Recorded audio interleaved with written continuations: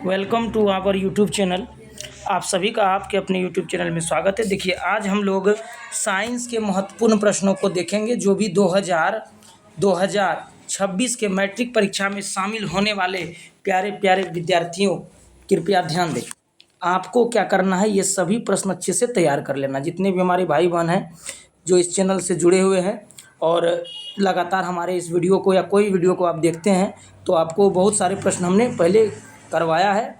अगर आप चैनल पे नए होंगे तो चैनल से अपना जुड़ जाइए और लगातार आपको वीडियोज़ मिलते रहेंगे।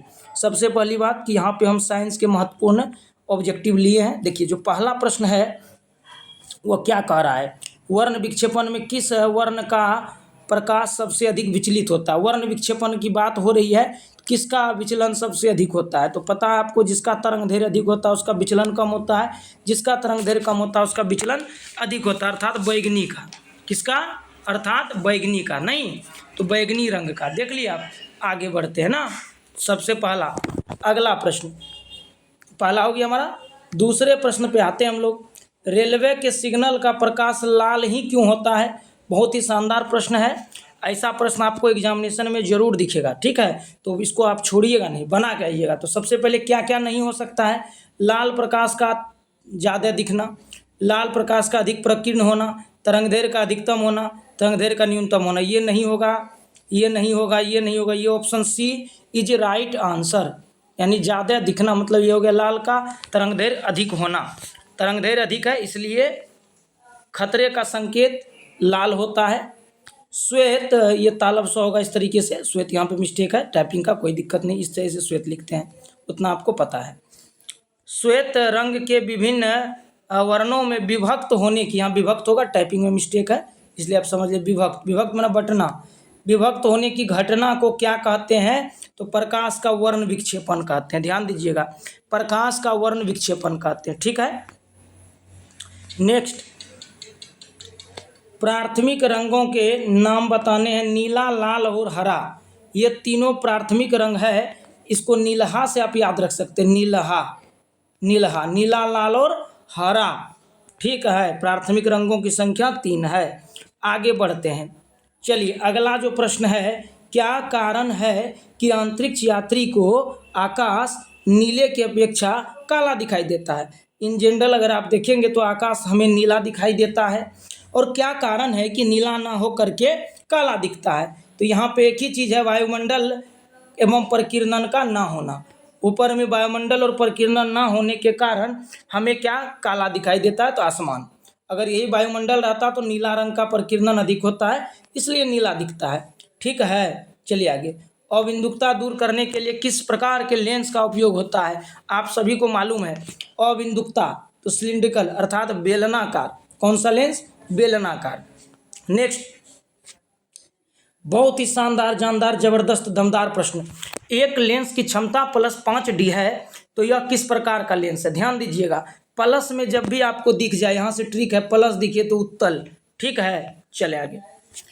साफ साफ देखने की जो न्यूनतम सीमा होती है वो क्या होती है, 25 cm होती है। मेरे प्यारे विद्यार्थियों, कृपया आप लोग इस सब प्रश्न को अच्छे से तैयार कर लें, क्योंकि ये सभी प्रश्न एग्जाम में सीधे दिखेंगे। अभी अगले महीने जो आप, इस महीने में सितंबर में जो आपकी परीक्षा होने वाली है, तो आप देखेंगे वहाँ पर भी बहुत सारा प्रश्न आपसे बनेगा। किस लेंस की क्षमता +1D+ होगा, तो ये उत्तल है ना, माइनस रहता तो अवतल। एक स्वस्थ आँख के लिए दूरबिंदु क्या होगा भाई, दूरबिंदु अनंत होता है। जहाँ तक हम नहीं पहुँच सकते उसको अनंत कहते हैं, अनंत, जिसका कोई अंत ना हो। आँख में जाने वाले प्रकाश की तीव्रता को कौन नियंत्रित करता है, तो नियंत्रित करता है पुपिल यानी पुतली। मानव नेत्र के लिए दृष्टि का स्थायित्व तो क्या होता है, बताइए क्या होता है। 1/16 है ना। नेक्स्ट, आगे बढ़ते हैं। +2D क्षमता वाले फोकसांतर, फोकस दूरी 50 cm होगा। आपको पता है P = 1/f होता है, इसी से हम लोग इसको सॉल्व करते हैं। 100 में 50 से भागा करिएगा तो 2 ना आएगा, सेंटीमीटर को मीटर बनाएंगे जब तक।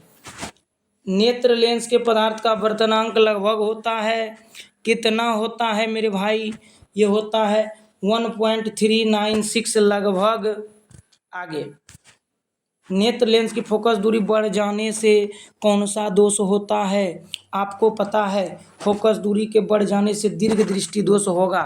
ठीक है, आगे बढ़ते हैं। नेत्र गोलक की त्रिज्या ज़्यादा हो जाने से अर्थात बढ़ जाने से निकट दृष्टि दोष होता है। और ये क्या होता है सबको मालूम है? नहीं मालूम है तो इस पर हम अलग से फिर डिटेल वीडियो लाएंगे। दूरदृष्टि दोष वाले व्यक्ति द्वारा जिस चश्मे का दूर उड़ान, याद रखिएगा, उत्तल। दूरदृष्टि दोष वाले चश्मे के व्यक्ति के चश्मे में कौन सा? तो उत्तल उड़ान, उत्तल लेंस, दूरदृष्टि दोष, अवतल निकट। फोटोग्राफी कैमरा का विदृश्यक होता है उत्तल लेंस का होता है मेरे भाई, इसका होता है उत्तल का। ठीक है, निकट दृष्टि दोष के उपचार में उड़ान आपको याद है, उत्तल लेंस, दूरदृष्टि दोष, अवतल निकट, अवतल। बढ़ते जाएंगे। 20 नंबर, मानव नेत्र के जिस भाग पर किसी वस्तु का प्रतिबिंब बनता है उसे क्या कहते हैं? क्या कहते हैं प्यारे बच्चों, बताइए, किस नेत्र के उस भाग को क्या कहते हैं जिस पर किसी वस्तु का प्रतिबिंब बनता है? तो प्यारे विद्यार्थियों इसका आंसर होगा दृष्टिपटल। ठीक है, आगे बढ़ते हैं। मानव नेत्र में किस प्रकार का लेंस होता है? प्यारे विद्यार्थियों बताइएगा, मानव नेत्र में किस प्रकार का लेंस होता है? ये होता है उत्तल लेंस डियर स्टूडेंट्स। आगे